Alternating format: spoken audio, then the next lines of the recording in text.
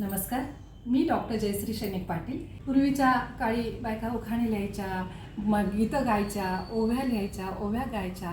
तशाच पद्धतीनं लग्नामध्ये एक रुखवताचा प्रकार असतो आणि ते रुखवताची उखाणे इतके सुंदर असतात की त्यावेळी जी काही उणीधुणी असतात ते नवऱ्याकडची माणसं, नवरीकडची म्हणजे बायका एकमेकांची ती उणीधुणी काढून खूप छान एन्जॉय करत असतात।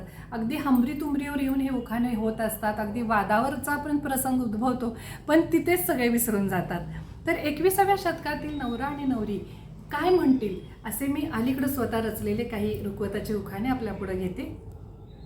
ऐका।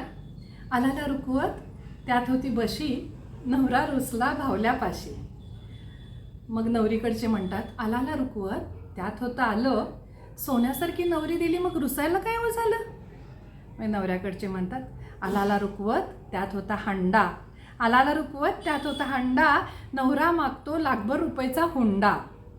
मग नवरी म्हणते, आलाला रुखवत त्यात होता कोंडा, आलाला रुखवत त्यात होता कोंडा, आणि हुंडा मागणाऱ्यांच्या डोक्यात मांडवातच घालते धोंडा, मांडवातच घालते धोंडा।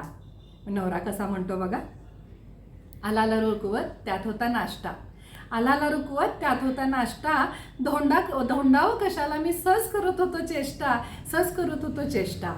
मग नवरी म्हणते, आलाला रुखवत उघडायची नको घाई, आलाला रुखवत उघडायची नको घाई, हुंड्यापायी केलेली चेष्टासुद्धा आम्हाला खपायची नाही, चेष्टासुद्धा आम्हाला खपायची नाही। आणि मग हा 21व्या शतकातला नवरा म्हणतो, आलाला रुखवत सजवलं हिरव्या पानानं, आलाला रुखवत सजवलं हिरव्या पानानं, हुंडा नको सासूबाई पण वागवीन हिला मी मानानं, वागवीन हिला मी मानानं, वागवीन हिला मी मानानं। धन्यवाद।